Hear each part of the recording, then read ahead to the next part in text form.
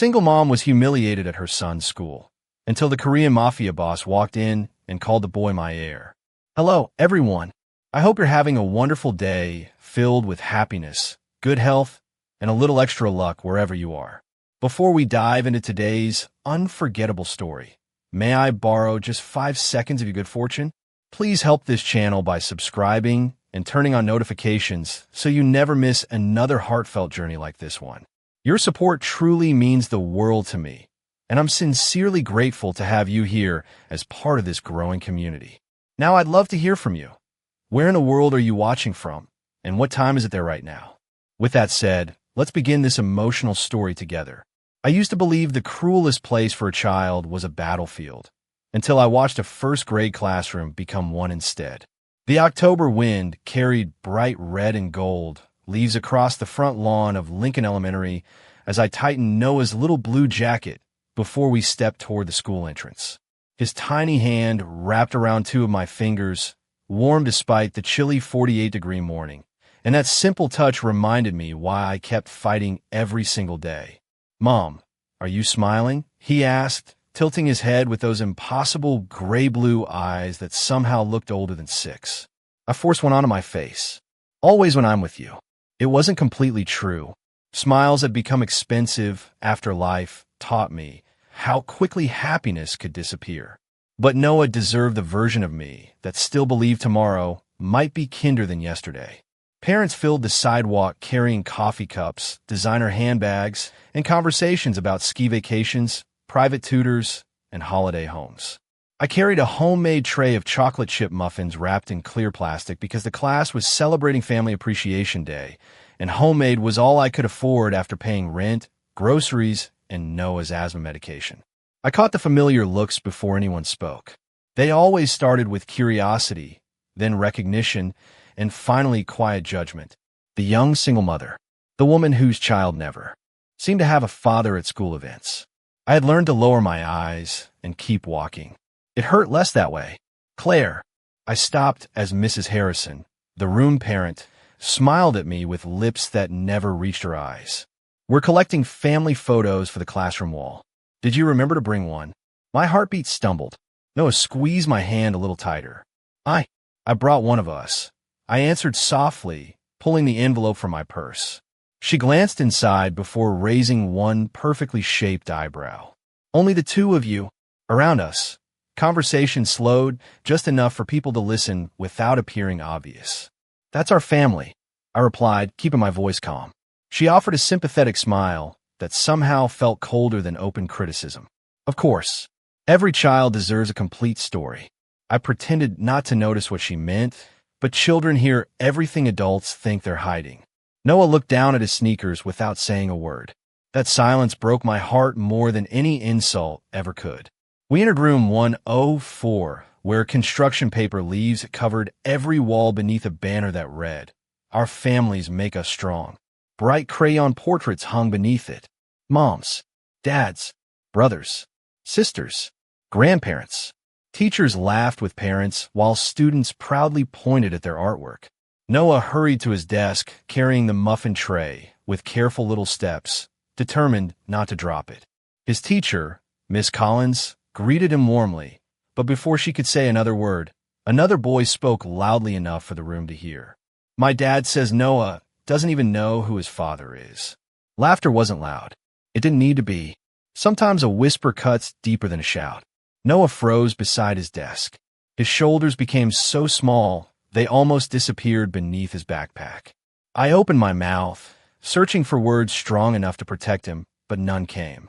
Then, outside the classroom windows, every conversation across the school suddenly stopped as a line of glossy black SUVs rolled silently through the front gates. Power does not always announce itself with noise. Sometimes it arrives in perfect silence. Every child in the classroom drifted toward the windows as the first black sport utility vehicle rolled to a gentle stop beside the curb. Then came another, and another. 6 identical vehicles, polished until they reflected the bright autumn sky, lined the front of Lincoln Elementary with impossible precision. Even the crossing guard lowered his stop sign without realizing it. The usual morning chatter disappeared beneath a strange, respectful silence that no teacher had asked for. Miss Collins walked toward the window with a puzzled expression. "Is someone important visiting today?" she whispered, more to herself than to anyone else. Mrs. Harrison straightened the expensive scarf around her neck and suddenly looked much less confident than she had a minute earlier. Outside, several men stepped out first. Every one of them wore a perfectly tailored dark suit and a discreet earpiece. They did not rush. They simply looked around with calm, practiced attention before opening the rear door of the center vehicle. I felt Noah move closer until his shoulder lightly touched my arm. "Mom," he whispered, "are they movie stars?" I almost laughed, grateful for anything that could distract him from what had just happened. "I do not think so, sweetheart." Then I saw him. He unfolded from the back seat with effortless confidence, standing well over 6 feet tall. His charcoal overcoat rested perfectly across broad shoulders, and the crisp white shirt beneath contrasted with the dark lines of intricate tattoos that disappeared beneath the collar and climbed along the side of his neck before vanishing under the fabric again. His black hair was neatly combed back, revealing calm features that belonged on the cover of a business magazine rather than standing outside an elementary school. Everything about him radiated discipline instead of arrogance. He did not look around to impress anyone. He looked around as if he had already measured every detail before stepping forward. Parents instinctively made room without being asked. Teachers exchanged uncertain glances. Even the principal hurried down the front steps, smoothing his jacket while forcing an overly enthusiastic smile. I had never seen Principal Dawson move that fast. The man accepted the principal's handshake politely, but his attention wandered almost immediately toward the classroom windows. For one impossible second, I had the unsettling feeling that his eyes had locked onto ours. I looked away first. There was no reason a stranger like him would notice me or Noah. We were invisible. Ordinary people always were. Behind me, one of the mothers whispered, "That is Ethan Park." Another gasped softly, "The businessman from New York?" A third woman answered in an even quieter voice, "Businessman, that is one way to describe him." Rumors spread across the classroom faster than any official introduction could. International investor, technology billionaire, private security consultant, philanthropist. No two stories matched, yet everyone spoke his name with the same careful respect. I knew nothing about him, and I wanted to keep it that way. Powerful men had never brought peace into my life. Miss Collins clapped her hands gently, trying to regain everyone's attention. "All right, boys and girls, let's get ready for the family appreciation presentation." Noah slowly walked toward the front of the room with his classmates, still holding the small paper leaf he had colored the night before. Written across it in careful block letters were 5 simple words. "My mom is my hero." My chest tightened so painfully I almost forgot to breathe. Outside, Ethan Park began walking toward the school entrance with calm, measured steps, and for reasons I cannot explain, every instinct inside me whispered that our quiet little world was about to change forever. I have learned that a single sentence can divide your life into before and after. The school auditorium filled quickly as folding chairs scraped softly across the polished hardwood floor.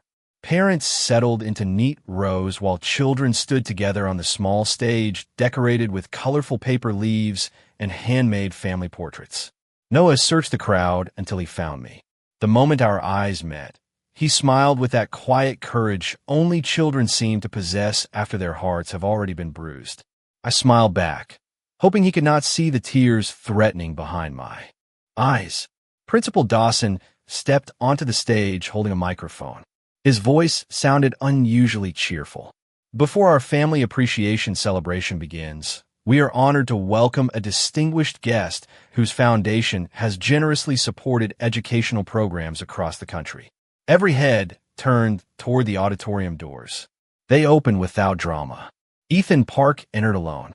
The men who had arrived with him remained outside, leaving him to walk through the room with calm confidence. He acknowledged the applause with a polite nod, but his expression never changed. He did not appear interested in attention. He seemed focused on something else entirely. Principal Dawson hurried forward, shaking his hand with both of his own. "Mr. Park, Thank you for visiting Lincoln Elementary. It is truly an honor. Ethan answered with a quiet smile. The honor belongs to the children. His voice surprised me. Deep, steady, almost gentle. Nothing like the intimidating figure everyone had whispered about only minutes earlier.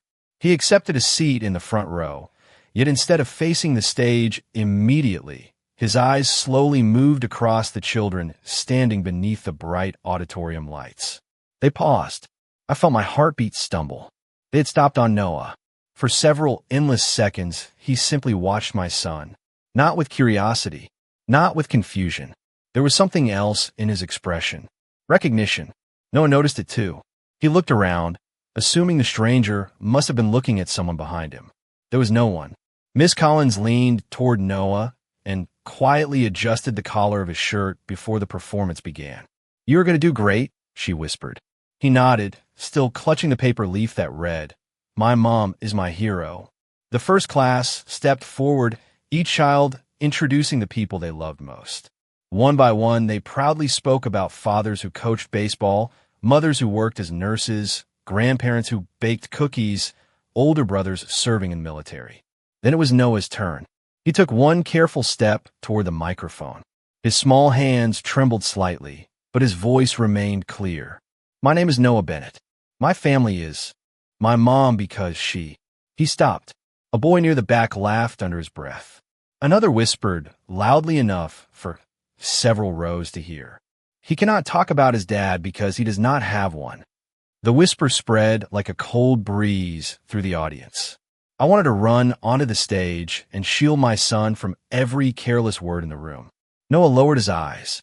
His fingers tightened around the paper leaf until the edges bent. Before Principal Dawson could interrupt, a chair moved quietly across the floor. The sound was small, but somehow every conversation ended. Ethan Park had risen from his seat. He walked forward with slow, measured steps until he stood beside the stage.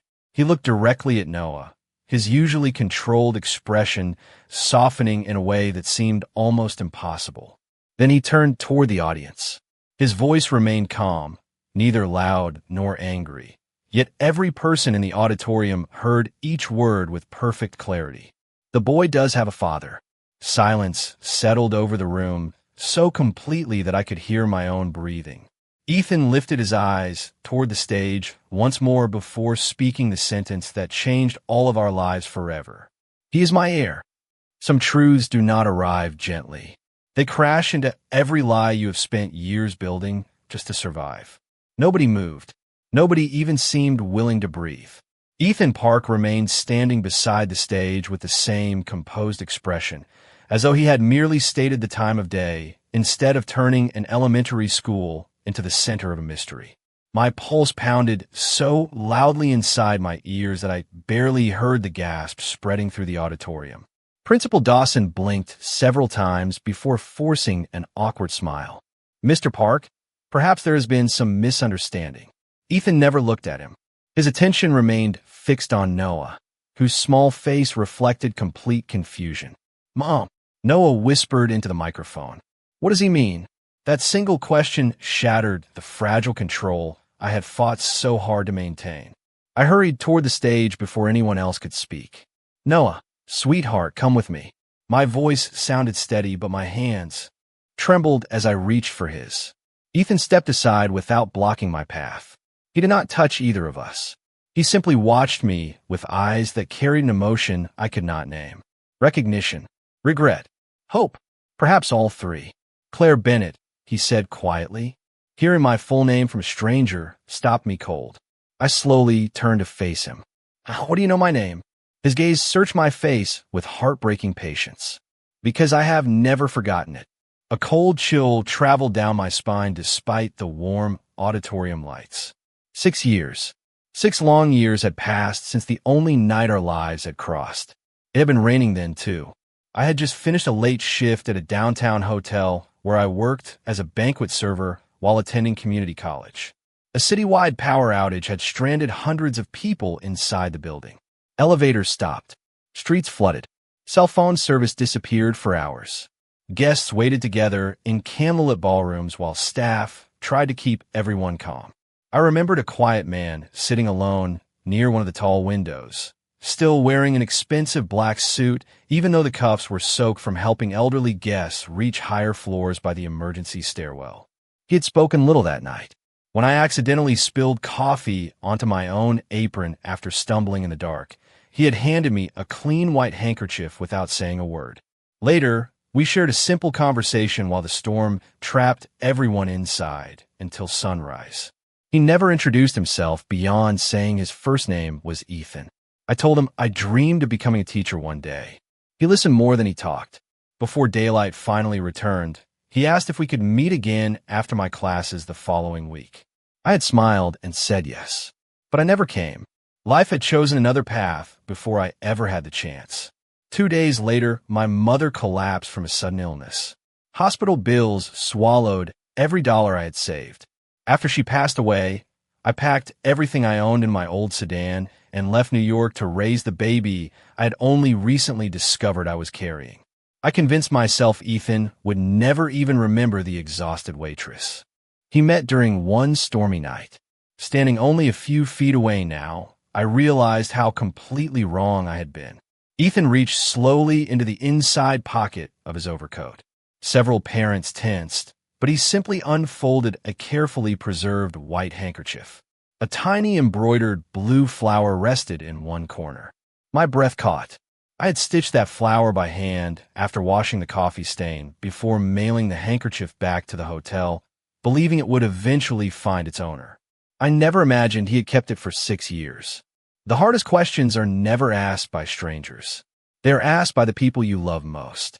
Noah looked up at me with wide, uncertain eyes, still holding the paper leaf that had slowly slipped from his fingers onto the stage floor.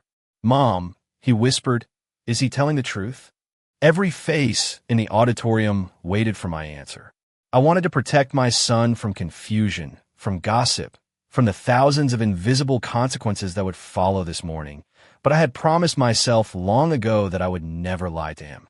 I knelt until we were eye level and gently brushed a strand of hair away from his forehead. "Sweetheart, I need a little time before I answer that." He nodded with surprising maturity, though I could see questions multiplying behind his quiet eyes. Ethan remained several feet away, giving us space instead of pressing forward. That single decision softened something inside me. A man determined to control the situation would have interrupted. He did not. Principal Dawson finally cleared his throat. "Perhaps we should continue today's program and discuss this privately afterward." Nobody objected, because nobody knew what else to say. Parents whispered behind folded programs while teachers guided the children back toward their classrooms with forced smiles. Family Appreciation Day had quietly become something no one would ever forget. 20 minutes later, I sat inside the principal's office with Noah coloring dinosaurs in the corner, while Principal Dawson nervously adjusted papers that he never actually read. Ethan sat across from me, calm as ever, his overcoat folded neatly beside him. Sunlight streamed through the office window, illuminating the faded photographs of graduating classes hanging on the wall. The ordinary setting somehow made everything feel even more unreal. "Claire," Ethan said softly, "I'm not here to take Noah away from you." I looked directly into his eyes for the first time since that rainy night 6 years earlier. "Then why are you here?" He hesitated before answering.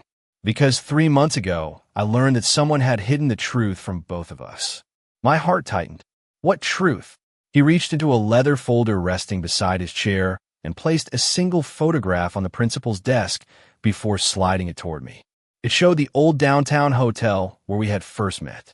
Standing near the entrance was an elderly concierge named Mr. Harold Simmons. I remembered him immediately. He had treated every employee like family. Ethan spoke quietly. "Mr. Simmons contacted me before he retired. He apologized for something he believed he should have told me years ago." I stared at the photograph without understanding. Ethan continued. "The week after the storm, I returned to the hotel every afternoon for nearly a month. I waited where we agreed to meet. You never came." My chest ached as forgotten memories flooded back. Hospital corridors, funeral arrangements, medical bills, sleepless nights. "I could not," I whispered. "My mother." My voice disappeared before I finished. Ethan slowly nodded. Mr. Simmons eventually received a letter addressed to me. You mailed back my handkerchief with a note explaining that your mother had become seriously ill. My eyes widened. I wrote that letter. I know. His expression darkened with quiet sadness. I never received it. The room became perfectly still. Principal Dawson lowered his glasses. Even he understood the importance of those 4 words. I swallowed hard. What happened? Ethan looked toward the window for a long moment before answering.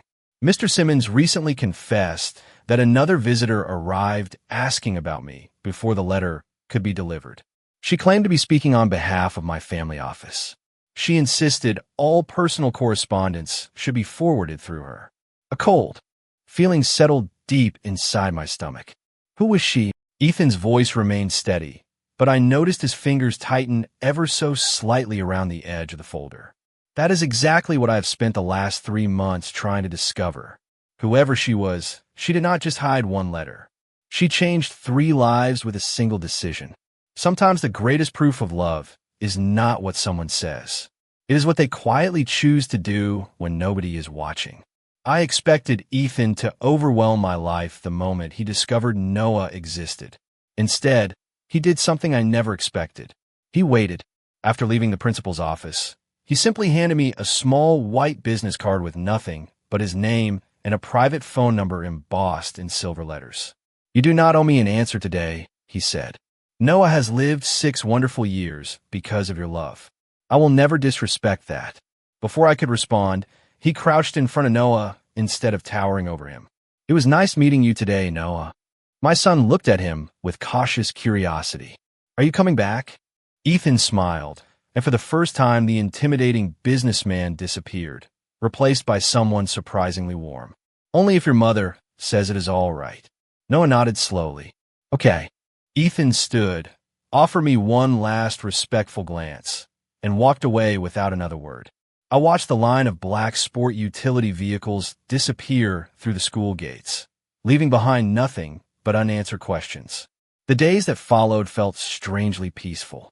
Too peaceful.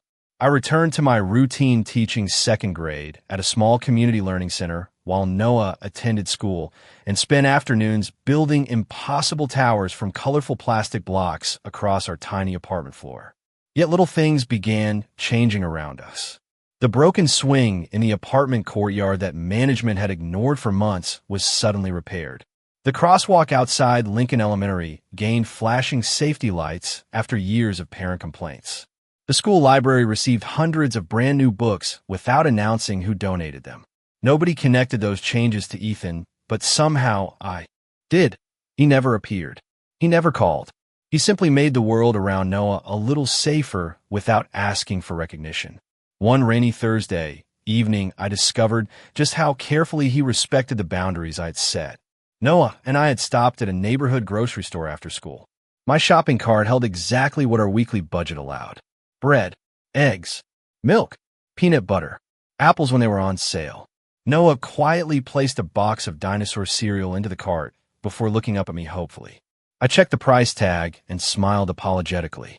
Maybe next week, sweetheart. Without complaining, he returned it to the shelf. My heart broke in 100 silent ways. As we approached the checkout lane, the cashier smiled warmly. Good afternoon, Ms. Bennett. Your groceries have already been paid for. I frowned in confusion. There must be a mistake. She shook her head. A gentleman stopped by earlier and left a prepaid gift card for your account. He asked us not to mention his name. I knew immediately.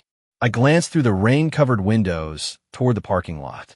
Across the street, a black sedan waited quietly beneath an old maple tree. Through the windshield, I could barely make out Ethan sitting alone behind the wheel. He was not watching us directly. He was reading something on a tablet, giving us the privacy he had promised. Noah followed my gaze. Mom, he whispered, is that our friend?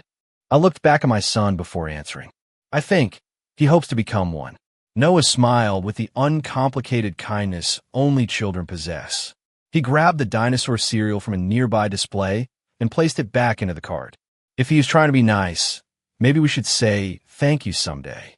As we walked into the gentle rain, I realized something unexpected had begun changing inside me. For 6 years, I had believed strength meant surviving alone. But watching Ethan choose patience over pressure, kindness over control, I wondered if true strength might also mean allowing someone to stand beside you instead of carrying every burden by yourself. The people who change your life forever are often the ones who never ask for a place in it. Nearly 3 weeks passed before I saw Ethan again. He never appeared unexpectedly at my apartment or my workplace. Instead, he sent one simple message. Noah's school is hosting the Saturday Fall Festival. If you're comfortable, I would like to attend as a guest. No pressure. I stared at those words for almost an hour before replying with a single sentence. You may come, but only as Noah's friend. His answer arrived less than a minute later. Thank you. I will respect your trust. Saturday morning arrived wrapped in crisp autumn air and clear blue skies. Lincoln Elementary buzzed with laughter as families wandered between pumpkin decorating tables, apple cider stands, and games spread across the playground. Noah raced ahead carrying a paper bag filled with tickets, while I followed more slowly, enjoying the rare sound of carefree laughter replacing the whispers that had haunted us only weeks earlier. Mom, Noah shouted excitedly. Look, Ethan stood near the entrance wearing dark blue jeans, a charcoal sweater, and a lightweight jacket instead of the expensive suits I had grown accustomed to seeing.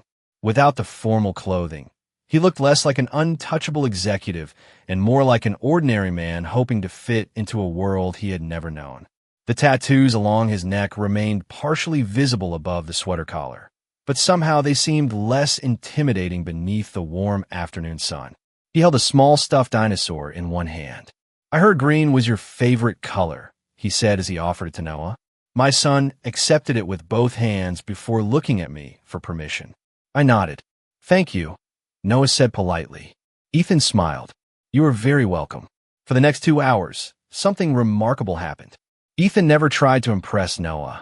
He simply followed his lead. They built a crooked birdhouse together, laughed when the wooden pieces refused to fit perfectly, and spent nearly 20 minutes trying to win a giant teddy bear from the ring toss booth without success. Watching Ethan miss every throw was strangely comforting. It reminded me that beneath all the mystery surrounding him, he was still human. Then Noah tugged gently on Ethan's sleeve. Can you help me with the climbing wall? Ethan glanced toward me before answering. Only if your mother says yes. I appreciated that he asked every single time. It is all right, I said.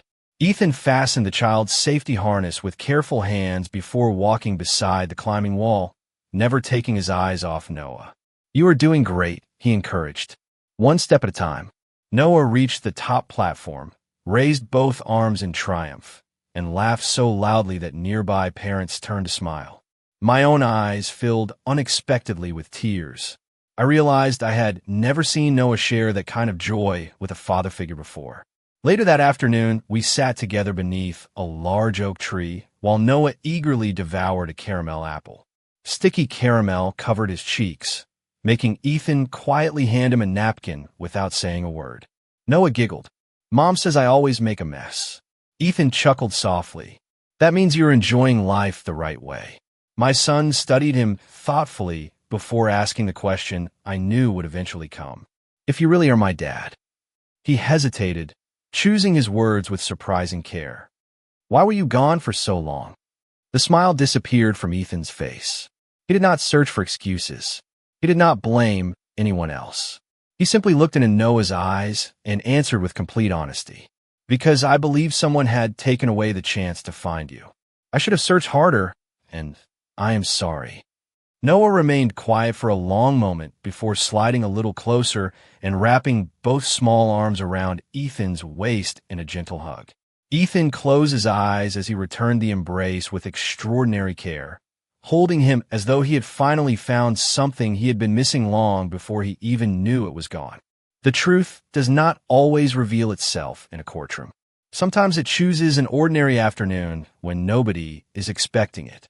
A week after the fall festival, Ethan invited Noah and me to lunch at a quiet family restaurant overlooking the Hudson River. It was the first time I accepted without hesitation.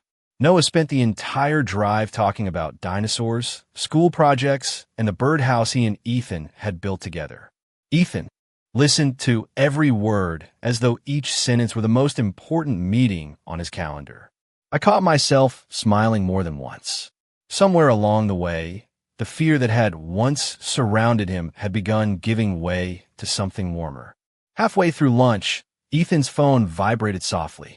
He glanced at the screen, and for the first time since I had known him, the calm confidence in his eyes shifted.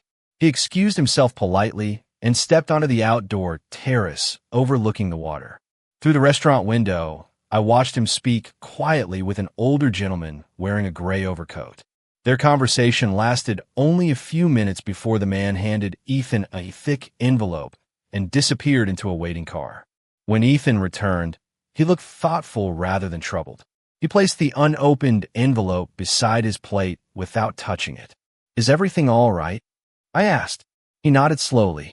"I believe we finally have the answer." Back at my apartment later that evening, Noah had already fallen asleep on the couch with his favorite green dinosaur tucked beneath one arm. Ethan and I sat across from each other at the small kitchen table while rain tapped gently against the windows, reminding both of us of another rainy night years before. He carefully opened the envelope and removed several aged documents along with a handwritten letter. The signature at the bottom belonged to Mr. Harold Simmons. Ethan began reading aloud. "Before my retirement, I could no longer carry the weight of my silence. The woman who intercepted Claire's letter introduced herself as Victoria Park, your aunt. She claimed she was protecting your future and your family's reputation. She instructed me never to tell you about Claire or the unborn child she believed Claire might be carrying.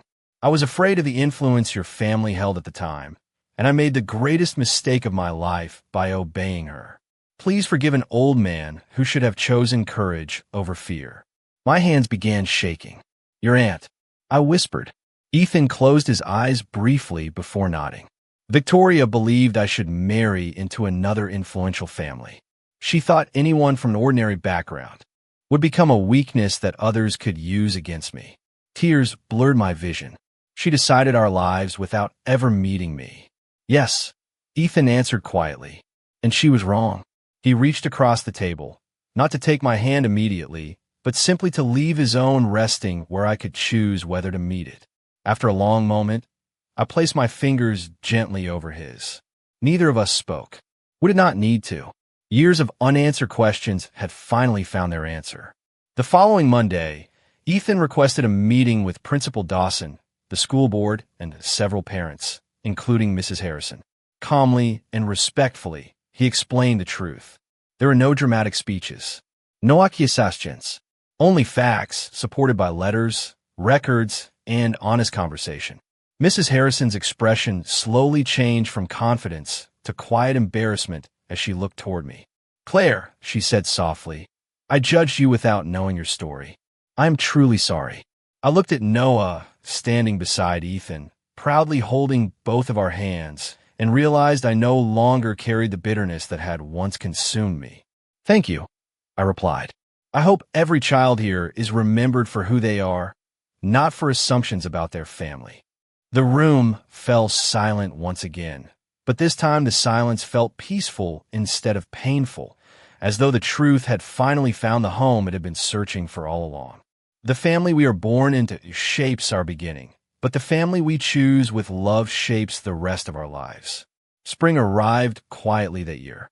The bare branches outside our apartment slowly filled with fresh green leaves, and somehow our hearts seemed to bloom alongside them. Noah no longer hesitated when Ethan picked him up after school every Friday afternoon. They had their own traditions now. Saturday pancakes, visits to the Science Museum, building impossibly complicated model airplanes across our kitchen table, and long walks through the neighborhood where Noah insisted on holding one hand from each of us, as though making sure neither adult would disappear again. Ethan never tried to replace the 6 birthdays he had missed.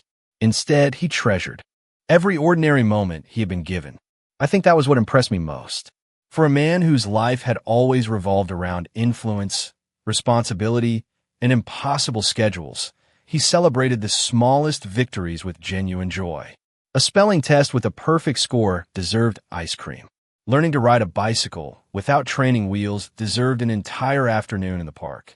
Even rainy evenings became adventures when the three of us spread blankets across the living room floor and built blanket forts, while Noah declared himself captain of an imaginary dinosaur kingdom. One evening, after Noah had fallen asleep on the couch surrounded by picture books, Ethan and I stepped onto the apartment balcony. The city lights shimmered beneath a peaceful summer sky. Neither of us spoke for several minutes. Silence no longer felt uncomfortable between us. It felt like home. Ethan reached into the inside pocket of his jacket and smiled. I have carried this for 6 years. He unfolded the same white handkerchief with the tiny blue flower I had embroidered all those years ago. Time had softened the fabric, but the careful stitching remained untouched. I used to keep it because it reminded me of someone I hoped I would meet again, he said quietly. Now I keep it because it reminds me never to let fear or pride separate me from the people I love. My eyes filled with tears before I even realized I was crying. I spent years believing I had to carry everything alone, I admitted. I forgot that sometimes love arrives quietly and waits until we are ready. Ethan gently brushed a tear from my cheek with extraordinary tenderness. Claire, I cannot change the years we lost. He paused before taking a slow breath. But if you will allow me, I would like to spend every year we still have making new memories together. Before I could answer, the balcony door slid open. Noah stood there in dinosaur pajamas, rubbing sleepy eyes. Are you two talking without me? He mumbled. Ethan laughed softly. Never for long. Noah walked between us, wrapped his arms around both of our waists, and rested his head against us with complete trust. Looking down at our son, I realized that the broken places in all three of us had slowly become the strongest parts of our family. Several months later, during Lincoln Elementary's Family Day celebration, Noah proudly stood before his classmates once again. This time he held a new drawing. 3 figures stood beneath a giant oak tree, holding hands while smiling beneath a bright blue sky. When Miss Collins asked him to describe his picture, Noah grinned with complete confidence. This is my family. My mom taught me how to be kind. My dad taught me that it is never too late to come home. Together, they taught me that love always finds its way back. The room filled with gentle applause, but I barely heard it. Ethan reached for my hand. I squeezed his fingers, and when our eyes met, he leaned forward and placed a soft, respectful kiss upon my forehead. It was not a promise of perfection. It was something far more valuable. It was a promise that neither of us would ever have to face tomorrow alone again. As we walked out of the school together with Noah skipping happily between us, I finally understood that the greatest inheritance a child can ever receive is not power, wealth, or a famous family name. It is growing up absolutely certain that he is deeply loved,